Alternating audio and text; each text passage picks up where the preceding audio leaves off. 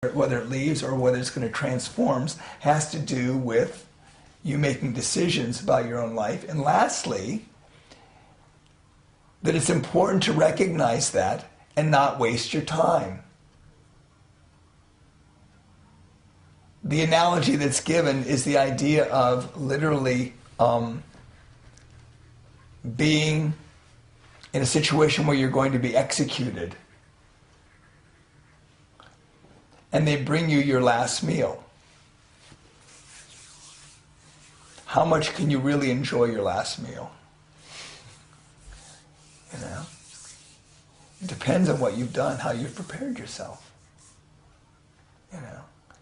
But the idea of taking refuge, which is a Buddhist idea of taking refuge in your, your conditional world, as opposed to taking all your potentials and recognizing its fleeting aspects and not applying them usefully, is literally like throwing your life away. And that's why, that's the fourth aspect of the four things that revolutionize the mind. Once that is done,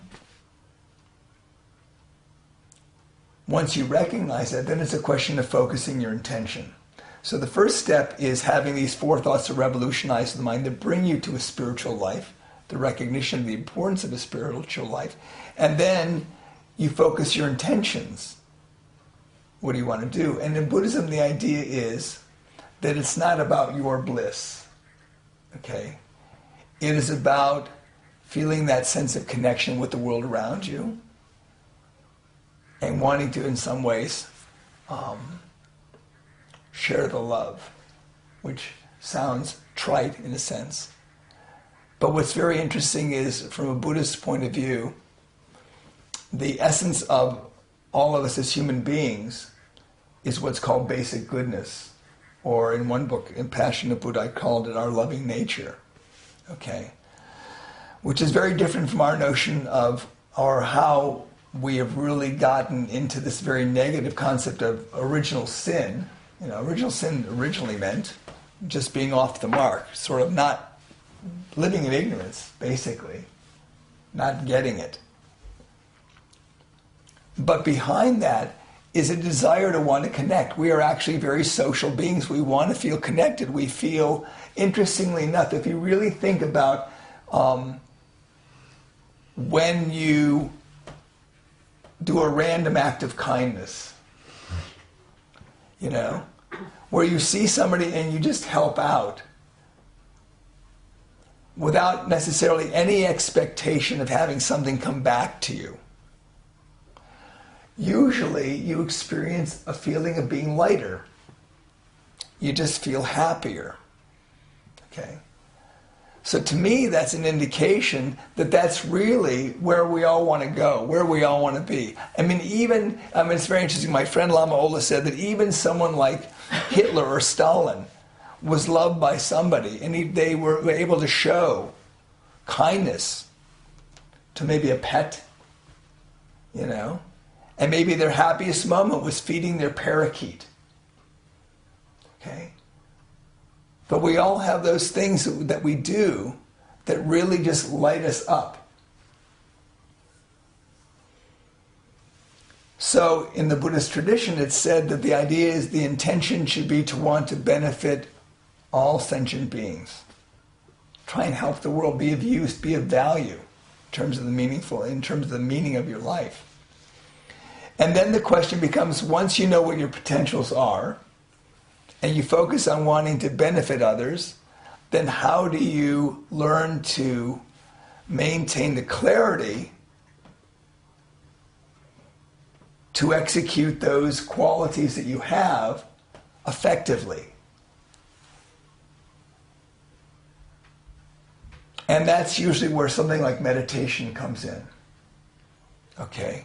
Where you learn through contemplation and meditation, those kinds of actions, to make it so that you can unwaveringly, in a relaxed way, because it's the idea of meditation is not like getting desperately still, but having a relaxed quality to it, to be able to make it so that the mind can rest on the task at hand and extend yourself. with that. And so there are various kinds of meditations, especially working at dissolving those three poisons that prevent us from being able to do what we want to do effectively. And that's all that Buddhist meditation is about, breaking through those three poisons. Okay? Clearing up our preconceptions, opening to greater potentials, and sharing joyously. That's what it's about. And then, once you have done those things, and you step out into the world, you see how effective you are. More than likely, when we try and do good things, or when we try and do a positive act, sometimes we see some kind of backfiring of that action. You don't get the expected or intended result. People miss the point. Something bad happens as a result of the good action you did. There's all sorts of things that can happen when we step out our front door.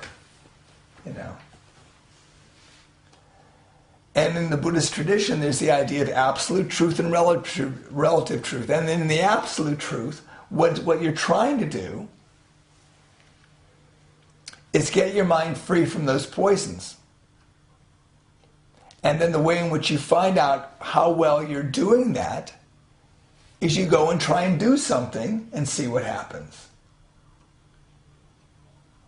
And when you blow it, which you usually will, okay, that's what's going to happen. You'll blow it. There'll be something that happens. Part of what is included in that path of becoming what I'm describing, what I describe in the Buddha at War as the active, the conscious engaged activist, is that you should be willing to admit that you make mistakes. There's actually, it sounds weird, but the notion of confession is a willingness to accept that one at times does things, and usually the reason why we blow it is because there's still a certain degree of self-centeredness in our action. We're still expecting something to work the way we want it to. All right? So it's our limitation, our lack of enlightenment, that is creating this. But it's not heavy. The idea behind confession in Buddhist practice is not like, getting out the chain and, flagellating oneself. It really is just saying, I'm just a human, I'm screwing up. Okay? And I want to recommit myself to wanting to do this better the next time.